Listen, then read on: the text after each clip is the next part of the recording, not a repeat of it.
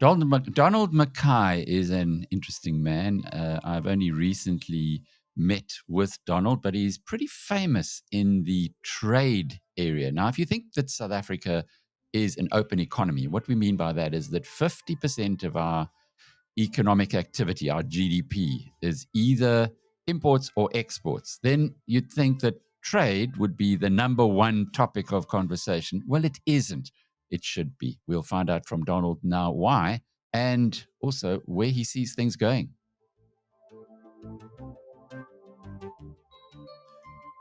Thanks for joining us, Donald. It's, I suppose, your namesake, Donald Trump, has actually brought trade onto the front pages, if you like, or into the consciousness. But from your perspective, people don't wake up or grow up saying, I'm going to be thinking of customs tariffs and port logistics. And I mean, these are really complicated, complex areas.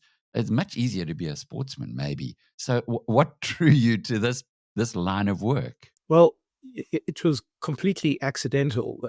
Largely, I just didn't want to go to the army after school.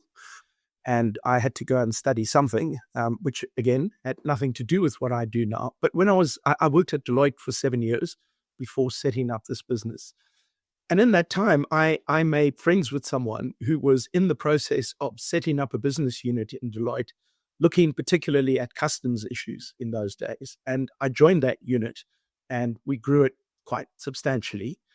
And trade really started fascinating me. So I just took it a little bit further, looked at the policy space, industrial policy, logistics, and all of these other things that sit around trade. It's fascinating. And South Africa is a small trade-dependent economy, so it's extremely relevant in our lives. Are we a bit like a cork on the ocean, or can we determine anything about what happens with our trade, given that we are so small in the global environment? We are small, and you could really break the world into small and large economies, and they behave very differently in the world. And this has probably been seen at the moment with the difference between how China has responded to President Trump compared to pretty much everyone else. And so I think sometimes we think we're more influential than we are. We're a big player in Africa, but that's just because we have a large economy. Our trade with Africa is in fact quite modest. So I think we believe we're more influential than we are, but we have potential to be if we get a few things right, I guess. Well, that's funny. It's a South African malaise, perhaps, that we see the world as we want it to be rather than what it really is. So just where are we if you were to take us on a global ranking? How far behind China and the US do we fall, and who do we rank alongside? Oh, I mean, we're so far beyond China or the US or the EU. So let me perhaps describe it this way. The EU is our single biggest trading partner. We export about 22% of everything to the EU. And that 22% of our exports accounts for less than 0.5% of Europe's imports. If you look at the US, pre-Trump, US was kind of 7-8% of our exports.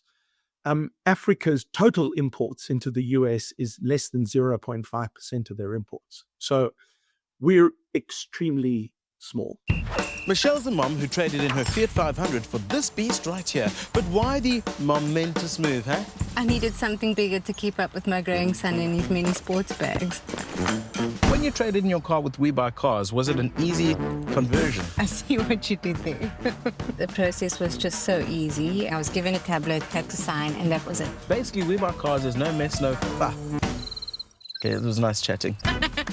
We Buy Cars, the easiest way to sell your car by far. Okay, that kind of puts us into perspective. I believe you're a bit of a foodie, or you've been described as a forensic foodie.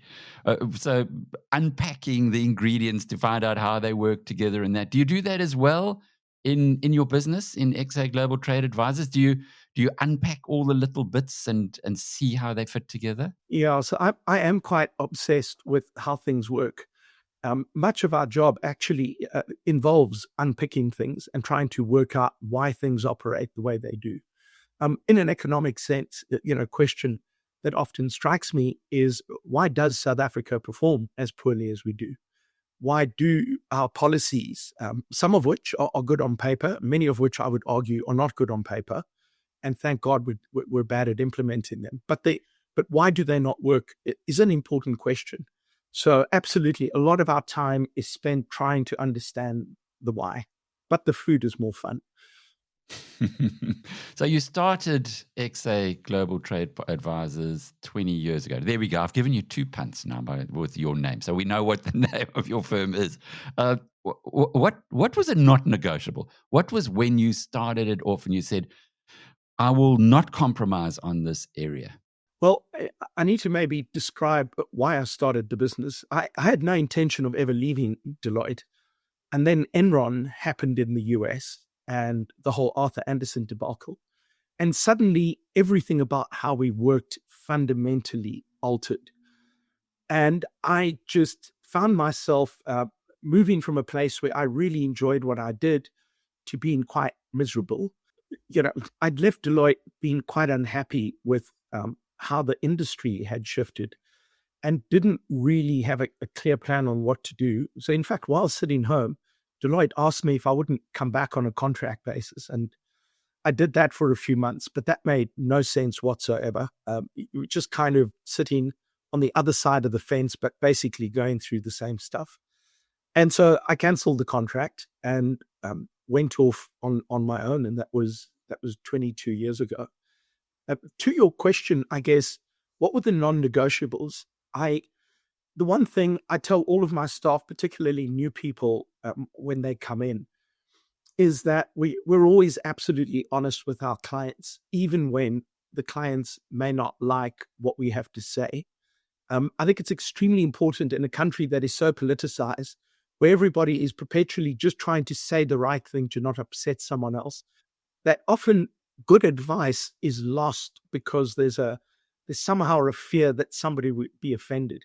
So we're certainly not going out of our way to be offensive, but when clients ask us for a view on something or advice on something, we try as well as possible to be as unfiltered as possible so that they can make the best decisions in their own business. So that's very honorable, but it's also very expensive. There are some clients who would fire you. As we know, government kind of likes firing people who don't agree with them, and some big businesses feel exactly the same way. Have you lost business that way by speaking truth to power? Because I guess that's what you're doing in the end result. Yeah. So fortunately, government is typically not a client of ours, even though we work with government all the time. There absolutely are clients who have been unhappy with us, and not, I should point out, because of the quality of the work, but because they don't always like the results. But having said that, we're also incredibly selective about who we take on as a client. So we could all be quite a bit wealthier if we were a little less filtered in who we brought on. But we are quite careful with who we work. Have you ever had a moment where you've been warned to back off and where you thought it isn't worth it? The system's just too big to keep fighting. We'll compromise here. Well, we've been in position. We've certainly been in positions where pressure has been applied. We've never had anyone give a threat to us. We have ever had a couple of people who've had a go at us in the media and that sort of thing. We've never yet run into a situation where we've felt ourselves truly cornered. That might be, simply a fact that we're not as big as one of the really large law firms or accounting firms are. But we have fortunately not been in a position where any kind of ultimatums have ever been given to us. But you're working in an industry or an area where there's lots of illogical things happening. It's almost like you can pull your hair out when you see what's happening in South Africa's criminal justice system. On the trade side as well, there must be intense frustration. So how do you how do you get your team when new people join you? How do you actually make sure that they don't throw their hands up and run for cover after just a little while of taking just one too many hits? Yeah, I mean that is a real issue. It is an incredibly high pressured industry we work in. It is not for everyone, and so that is a perpetual concern. We put a lot of effort into trying to work out how we kind of compensate for the abrasiveness of the bigger environment that we work in. But it is a difficult challenge. We occasionally do lose extremely good people who would like to just do something that's a little simpler. But having said that, it's hard to get a job with us. We've got quite a intense recruitment process.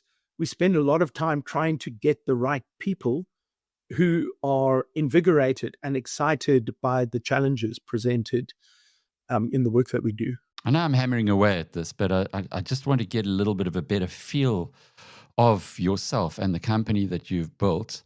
What was your darkest day? What was a day when you thought, no, come on, these guys have now completely lost it and they are just beyond redemption? Well, my darkest day was probably a decade or maybe a little bit more ago. We were dealing with a very large matter involved with a very large European group, and we simply made a mistake.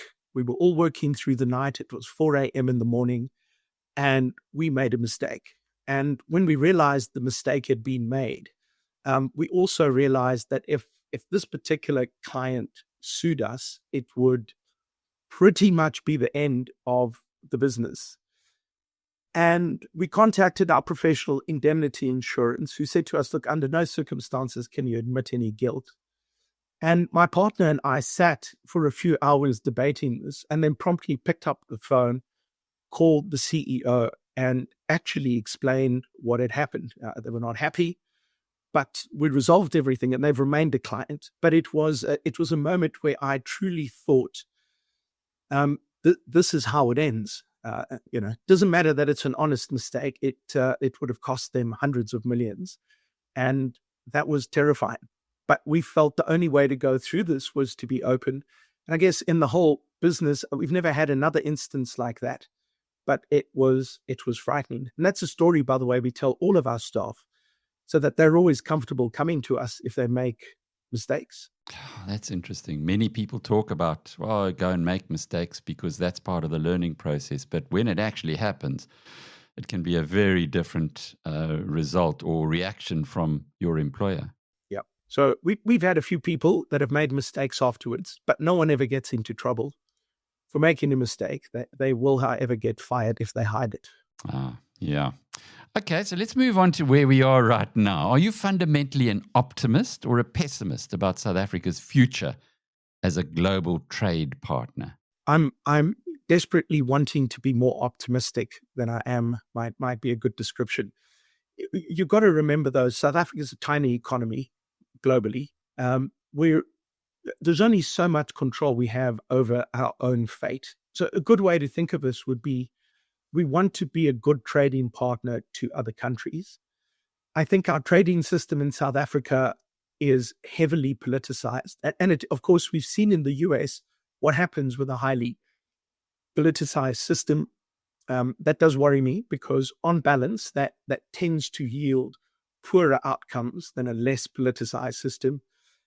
There's continuous flow over. So you would recall at the end of last year, I forget who the ANC politician was, who went on and on about renaming Santon Drive, where it's not the embassy, my apologies, the consulate is situated. So, these sorts of things place a kind of burden on the average South African that doesn't need to be there.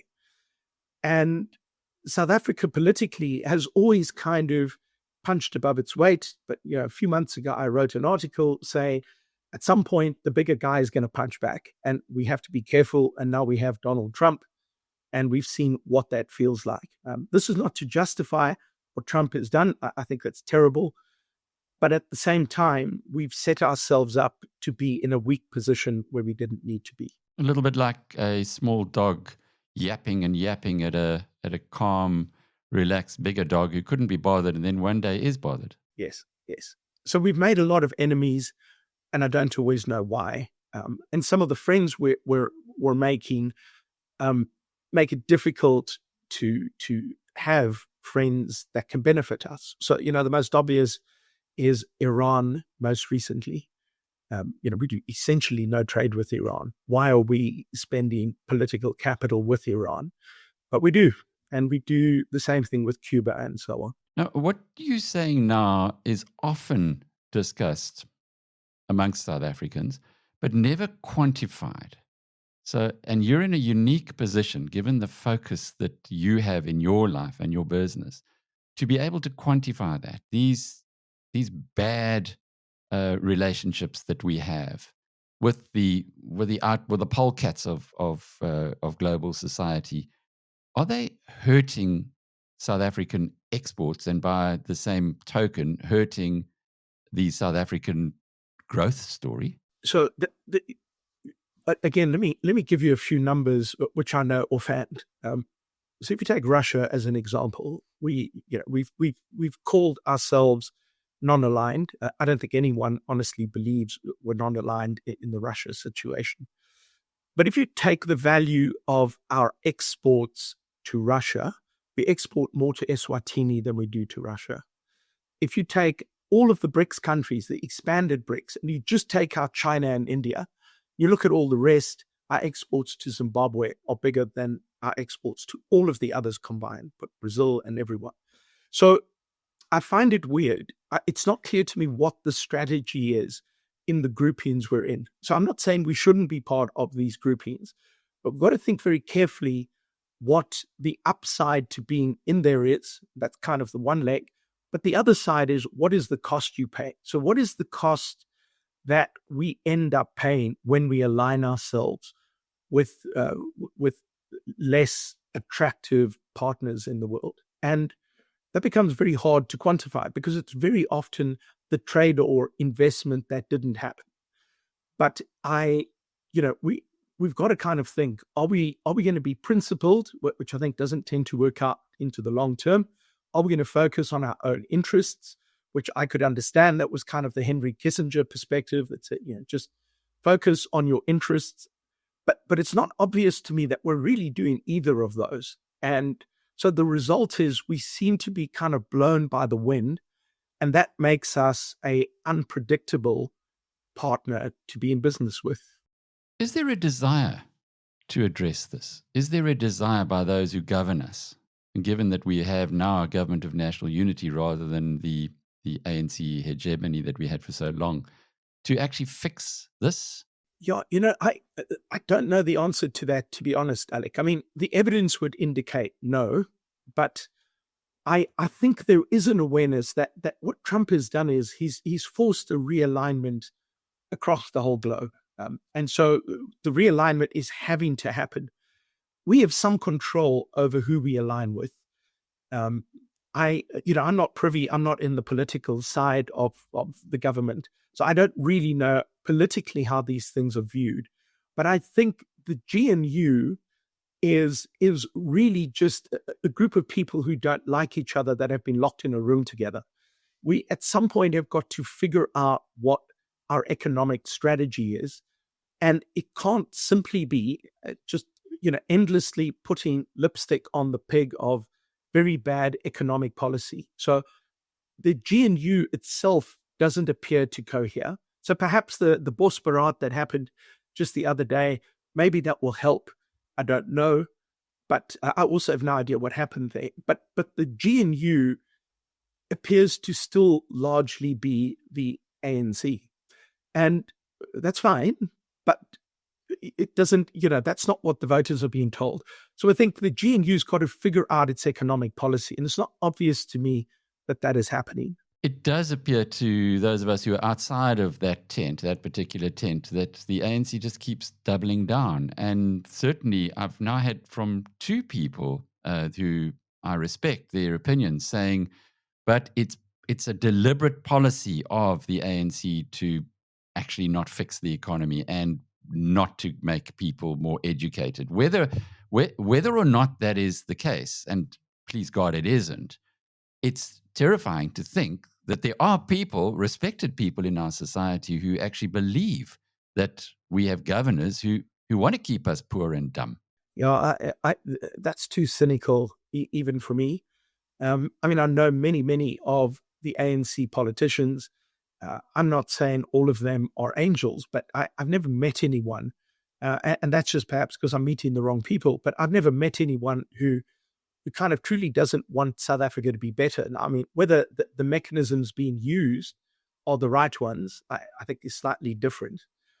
But also, the GNU has other parties in. It's not clear to me why the other parties appear to have no ability to do anything. So they're as passive as the ANC is controlling. And so if you're gonna give blame, surely it would have to be spread across all of them who, themselves don't appear to be doing anything different. All right, so let's assume then that those who govern us in Pretoria do want to fix the economy.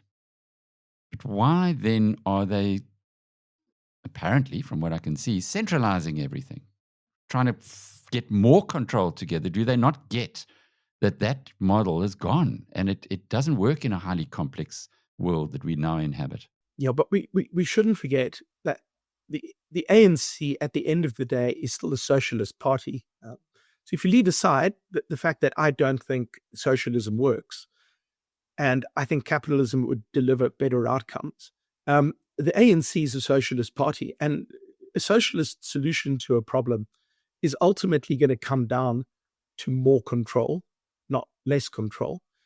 The point of a GNU is that you'd have some other voices in there who might have a different view and have some ability to influence. Now, again, I don't know why that is not happening at any kind of scale. I don't think the sort of budget version 3 that we went through this year is an indication of a functioning GNU. It feels to me more like it's an indication of a GNU that has no ability to talk to each other and sort of ends up with this as the fight.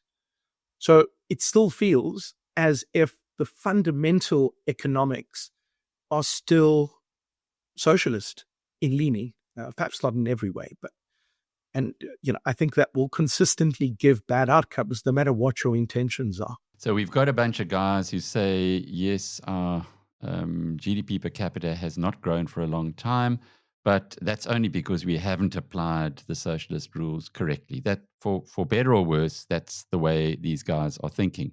Tell me about the International Trade Administration Commission of South Africa, because that to me seems to be an organization which just aligns with this whole idea of centralizing, or the ANC centralizing the economy or its control more. Yeah, so the commission used to be more independent than it has become. And we could say, by the way, the same thing about the competition commission. So the two have at heart very similar legislation, and both of them have become more politicized. I think the challenge you've got is if the perspective you have is, my job as a commissioner, I mean, I'm not a commissioner, but if I was, my job is to implement government's policy. If that is the view, in other words, we've got an economic policy that is largely a socialist policy. My job is I've got to implement that.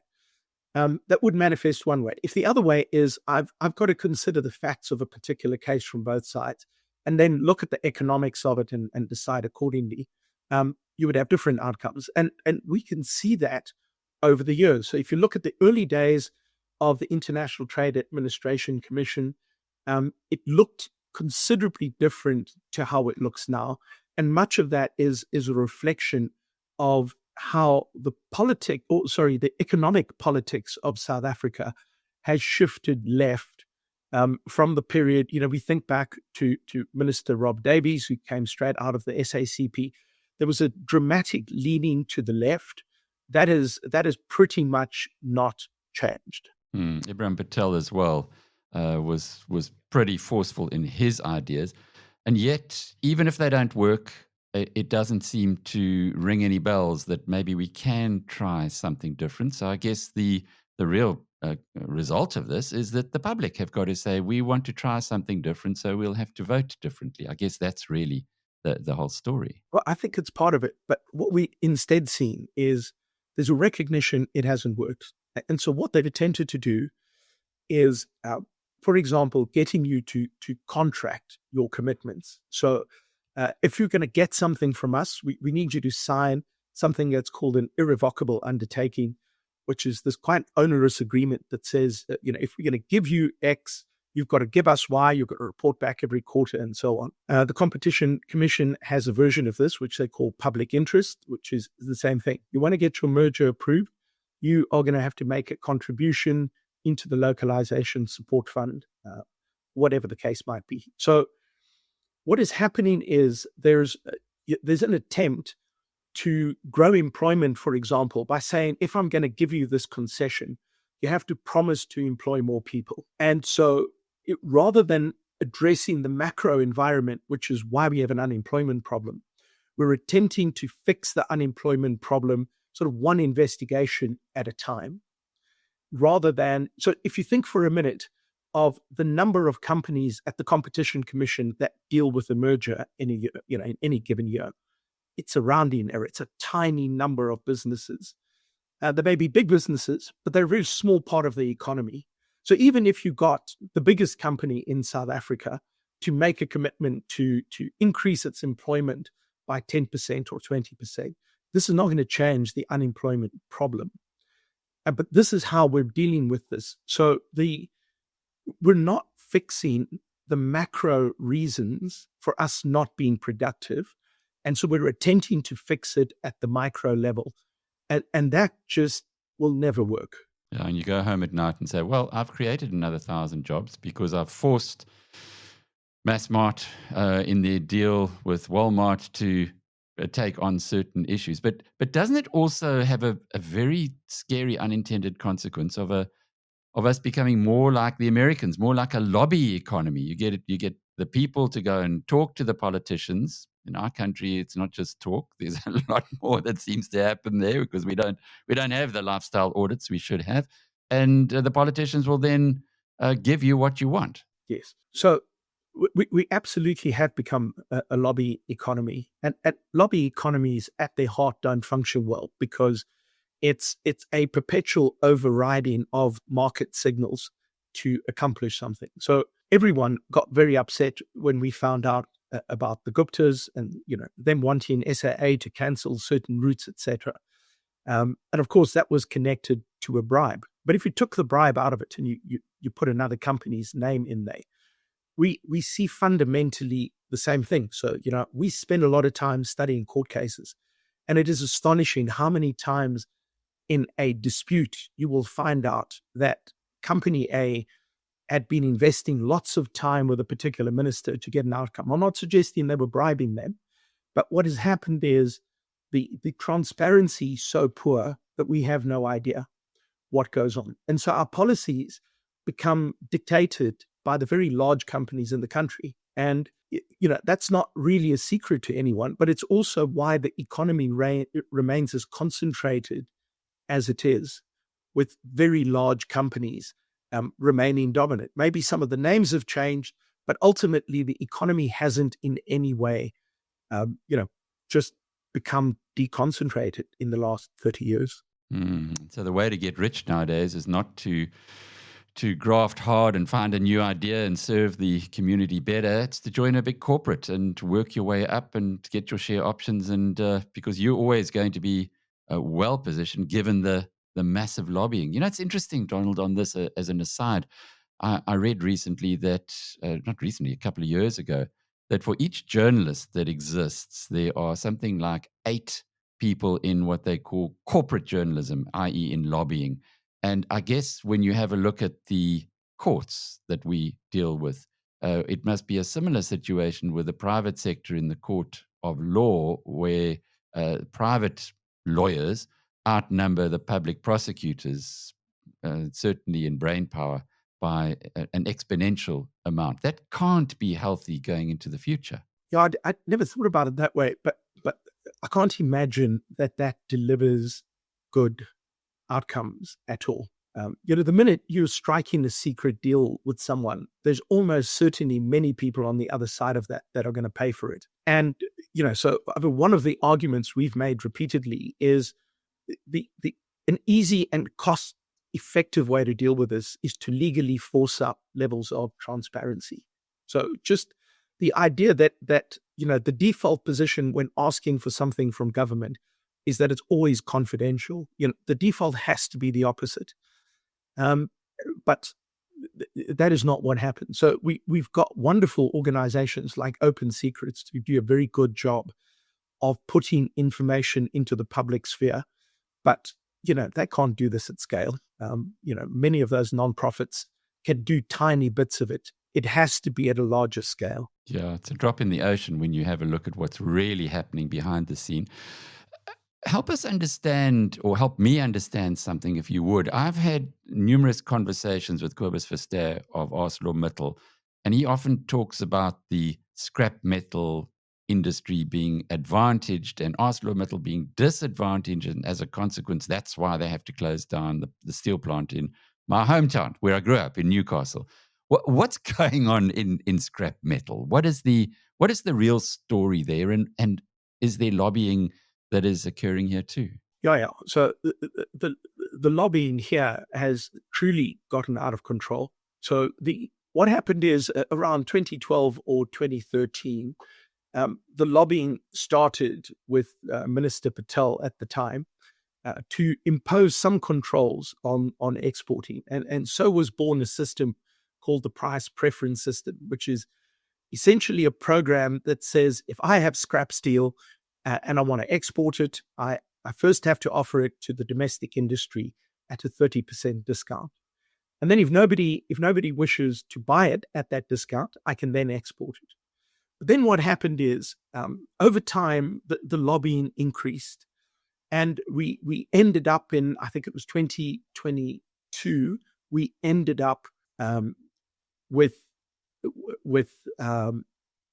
Treasury also imposing an export duty on scrap. So now, if you couldn't sell it locally at the 30% discount, if you exported it, you would now pay a 20% export duty. It was never meant to be that way. The one was meant to replace the other. But here is where the secret lobbying happened. And all of this came out in a set of court papers. We've published a report on it. We've identified who the people were that were doing the lobbying, because the effect of that has been quite profound. So there's a value transfer that we calculated at about 8.5 billion rand a year from generators of scrap metal, the factory, Transnet, whoever, to the consumers of scrap metal, these mini mills. And by the way, a new one is about to open in Nigel, so there'll be 11 of them. And coupled to this, you have the IDC providing friendly finance. We don't know at what price, but finance. So the IDC's exposure to the mini mill sector, according to Minister Patel, about 2 years ago was 14 billion rand. So just to kind of put this into perspective, the mini mills supply somewhere around 20% of the steel consumed in South Africa. This is pre the Newcastle closures. It might have shifted a bit. But the 20% of South Africa's steel, Mittal provides 50%, and importers account for about 30%. Mittal's market cap is 1.5 billion. So it's very hard to not see that a bubble has kind of been inflated, an investment bubble. And the outcome of that has been we're in a market where the whole world is oversupplied with steel, but we continue to funding the investment in making more steel. And so predictably what started happening is the Newcastle operation of Mittal competes most closely with the mini mills. And unlike China, where you could still impose a tariff against China, you can't impose a tariff against the mini mills because they're all domestic. And so those subsidies caused a price collapse in the price of steel produced out of scrap metal. Mittal was unable to compete. That wasn't the only reason, to be clear, Alec, but they were unable to compete. And so, they said one of the things government has to do is to cut back its support of the mini mills. But that, of course, is politically unpalatable. And so instead what government did was they said to Mittal, well, we're going to think about all of this. We'll give you, can't remember the exact amount, I think it was 2 billion rand, thereabouts, to keep your operations running for another 6 months. But of course, fundamentally, the big issues didn't change. And now it looks as if the IDC might become the proud owner of Mittal. The last news report I saw, I have no inside information on this. The last news report I saw, I think the offer was 8 or 8.5 billion rand for Mittal. So this is the effect of policies that are not properly modeled. And you can't save everything. If you're going to do something to one area, it almost inevitably is going to have an effect elsewhere. It seldom has an effect that is so stark as we can see here. But one of the casualties of this program has been Mittal Newcastle. Who owns those mini mills? So there are many different people. There's a new one in Nigel. Apparently, it has Chinese shareholders. I don't know who the people are. We have Score Metals, which is owned by the Barnes Group, which have quite a number of steel operations. There's Cape Gate, which is another one. Don't know who their shareholders are offhand.